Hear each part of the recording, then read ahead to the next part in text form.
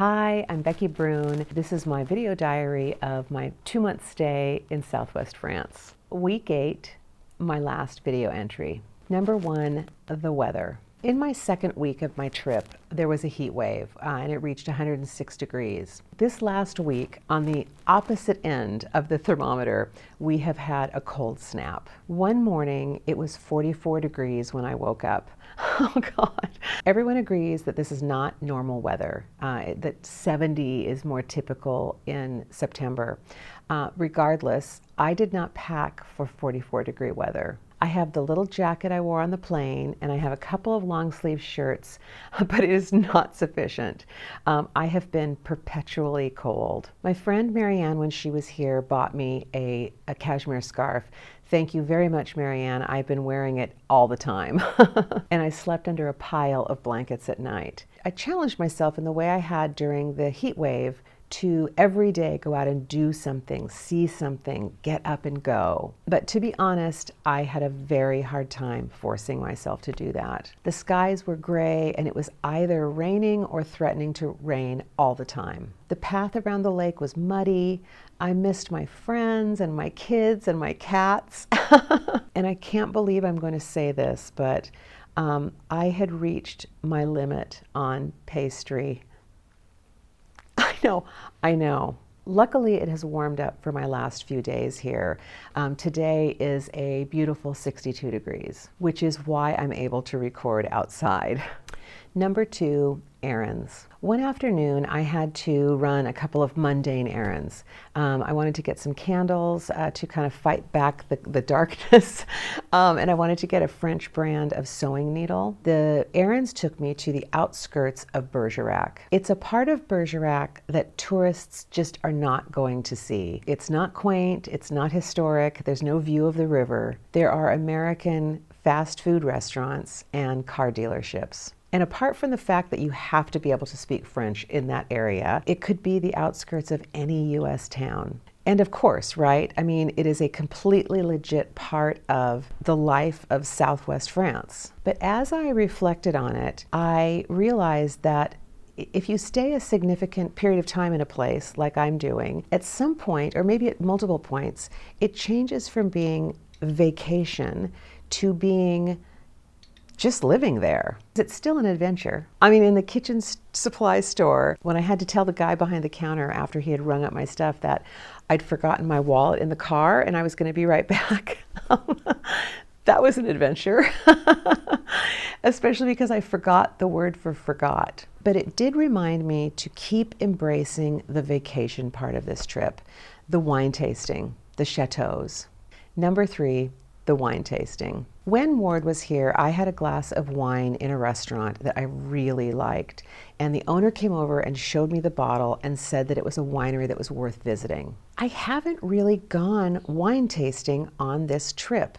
Not really. So when Paul and Steve and I were having lunch, I mentioned the winery to them, and they said they would come with me. So on Thursday, they, along with their house guests, Larry and Randy, met me at the winery. It looked a little abandoned when we got there, but there was a number to call on the door, and Paul called, and Julian came right down. It was an experience like I've always dreamed a French wine tasting experience would be. I know that's probably excessive, but it's true. A family business on a rural road, super welcoming owner. The tasting room space was a converted barn. Stories about the wine. The grandfather had planted those grapes, and all in French. And the wines were great, all 6 of them. I ended up buying 3 bottles of the Malbec. They had the cute little cats on them. Number 4, the last Chateau. Ward and I and Marianne and I did a lot of Chateau visiting. However, on every best of the region list was Chateau Bayak, which I had never heard of. So I got in my car and went there. It's a drive. It was 90 minutes. But this time, I did not allow GPS to set my route, which I guarantee would have been some zigzaggy thing through these like spiderweb roads. Instead, I drove up to Bergerac and then let GPS direct me east. Good roads, fast, and direct. It took me long enough to figure that out. The moment that I saw Chateau Bayak, I knew why it was on everyone's best of list. It is stunning. It is very high on a cliff with a view of the Dordogne River that I just don't think can be beat. It's very hard to capture views on an iPhone. And the chateau is so well preserved and staged that you feel like you are viewing it in the 12th century. Look at this table. You can practically see Richard the Lionheart sitting there. The floors there were all rocky, like cobblestone, and I couldn't really read the guide and walk, so I just let myself just experience it. It was a great last chateau for me. And at least this time I did have shoes on. Number 5, why I'm here. In my first video diary, I said this. I do sometimes wonder why I came. And I think when I said it, I was preparing for an epiphany, but I think I already knew. Last year when I came, I wanted to speak French. I wanted to overcome my debilitating performance anxiety. At the end of that trip, I felt like I had just gotten my toes onto the line. I felt like I was on the verge of French, but it hadn't been quite enough, so I came back. I am in no way fluent. I need to be very clear about that. But I am now not afraid to speak French.